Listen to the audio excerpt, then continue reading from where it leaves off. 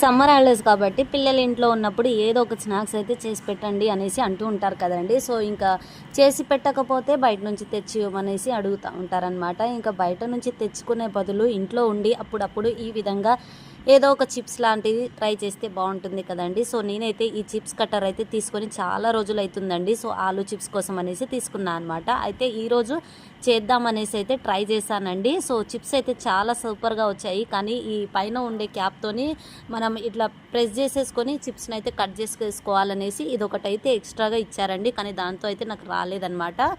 ఇంకొచ్చేసి నేనైతే ఆలు కట్టర్తోనే కట్ చేసేసుకున్నానండి. ఎందుకంటే నార్మల్ కట్టర్తో అయినా చేసుకోవచ్చు, కానీ దీంట్లో ఏంటంటే స్లైసెస్ లాగా కట్ అవుతూ ఉంటాయన్నమాట. సో బయట ఉన్న చిప్స్ లాంటి షేపే వస్తుంది అనమాట మనకైతే.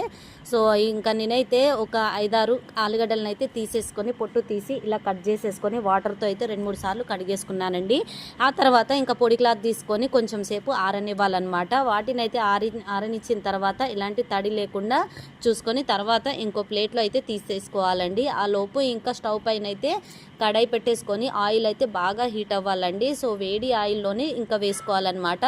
ఈ చిప్స్ని అయితే కొంచెం సేపు ఎక్కువ టైం పడుతుందండి. ఎందుకంటే మీడియం ఫ్లేమ్లో పెట్టేసుకొని వీటిని అయితే మనము ఫ్రై చేసుకోవాలన్నమాట. ఆ లోపు ఇంకా గరిటెతో అయితే కలుపుతూ ఉండాలండి. ఎందుకంటే లోపల పచ్చిగాను ఉంటుంది, మెత్తగా అయిపోతుంది అనమాట.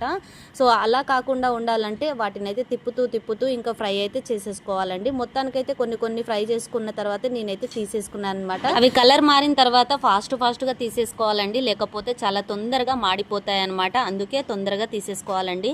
లాస్ట్లో అయితే ఉప్పు, కారం, ఇంకా మనకు కావాలంటే చాట్ మసాలా కూడా వేసుకోవచ్చండి. సూపర్ టేస్ట్ అయితే వస్తుంది అనమాట. అచ్చం బయట కొన్ని చిప్స్ లాగానే ఉంటాయండి. క్రంచీగాను క్రిస్పీగాను టేస్ట్ అయితే భలేగా ఉంటాయండి. సో పిల్లలైతే ఈజీగా తినేస్తారనమాట.